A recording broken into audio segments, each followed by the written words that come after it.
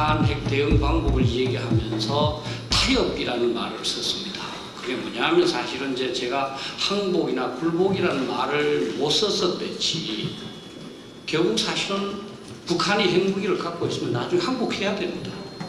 그렇지 않습니까? 자, 서울에 그 핵무기를 받아서 너 몇 천만 죽을래? 아니면 항복할래? 어떻게 하는 거냐? 네. 지금 현 정부가 하는 게 그 꼴이 아닌가 하는 그런 생각을 제가 합니다, 사실은. 근데 그것도 사실 우리가 예외로 놓을 수는 없어요. 왜냐하면 우리의 생존이 더 중요한 거니까. 그렇지 않습니까? 뭐 여기 계시는 자유진영 분들은 다 이제 나중에 숙청당하고 하겠지만 그래도 어쨌든 우리 민족은 그 이어나가야 안 되겠습니까? 그 정도로까지 저는 현 상황이 절박하다는 거죠.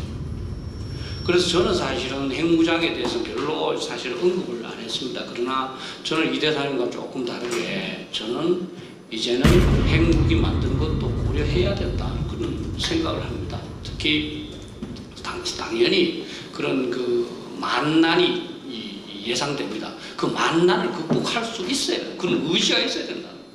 저는 사실 우리 과학자들은 항상 그런 얘기합니다. 그 큰 소리 치지 말고 6개월 만에 만든다고 큰 소리 치지 말고 만들어 와봐라.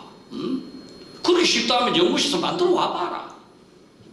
그래서 저는 우리가 예를 들어서 이제 뭐 1년 내에만 진짜 막 수십 개를 만들어낸다면 한번 해볼 만하다. 사실 이제 저희들이 경주에 가서 확인해 보니까 한 2년치는 원자력 발전소 가동된다고 그러더라고요. 1년 내에까지 우리 과학 기술이 있다면 좀 만들어서 한 20개 만들어 놓고 자 이제 우리 안 만든다. 그리고 다시 이제 뭐 여러 가지 한미동맹을 다시 복구하면 가능하지 않겠느냐 하는 그런 상황이고, 특히 저는 우리가 미국에 대한 카드 차원에서 핵무장 해야 된다. 저는 이거는 반대합니다.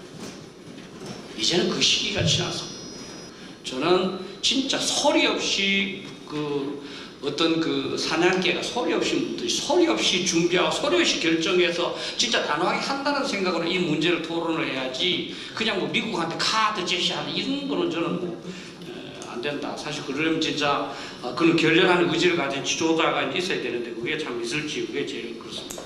또 다만 핵 공유에 대해서 조금 생각이 달라요. 저는 미국이 핵 공유를 안 해줄 뿐만 아니라 그거는 조금 이제 그 비현실적이다. 어째 미국이 자기가 혼자 쓴다고 그러든 또는 뭐 우리하고 같이 쓴다고 그러든 어쨌든 한반도 핵무기가 있는 게 중요하다.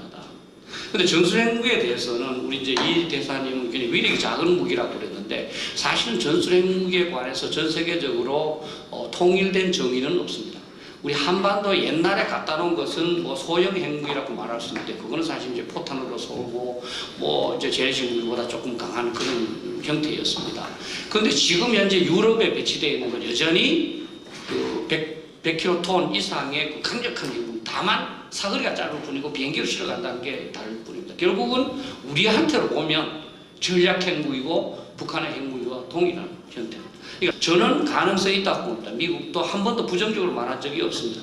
매티스도 핵무기의 위치가 중요하지 않다 이렇게 얘기했지 부정을 하지 않았어요.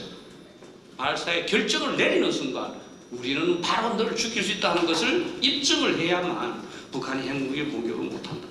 만약에 북한이 서울을 핵무기로 공격을 한다 그러면 공중에 우리 이 탐지 레이더가 보기도 전에 떨어집니다. 왜? 탐지 레이더는 이게 우리가 산이 많잖아요. 그죠?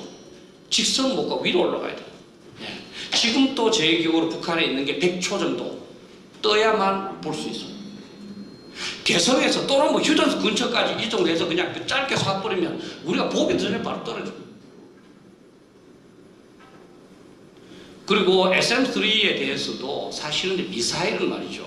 미사일은 오는 걸 맞추고 내가 있다 내한테 향해서 오는 것을 정확하게 이 경로를 겨냥을 해서 그 정면 충돌하는 겁니다. 제가 그래서 노상 그럽니다. 사드에는 폭약이 없습니다. 아마 모르실걸요? 사드에는 폭약이 없어요. 왜? 운동 에너지 충돌해서 부수는 거기 때문에. 네. 그래서 SM-3가 인천에 있고 속초에 있을 때 과연 대전이나 서울을 향해서 쏘는 북한의 핵미사일을 요격할 수 있느냐?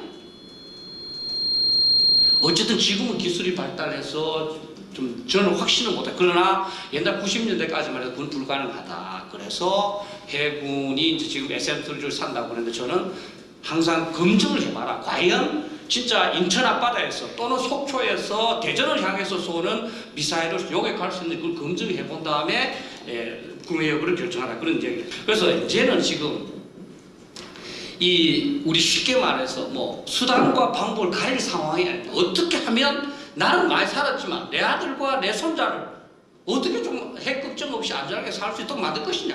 우리는 사실은 폭탄 돌리기 하는 거죠.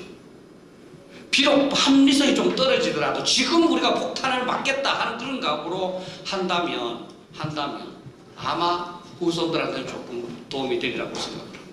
오늘 이런 기회를 마련해 주신 심의하고 또 우리 유동일 원장님 감사드립니다. 이상입니다.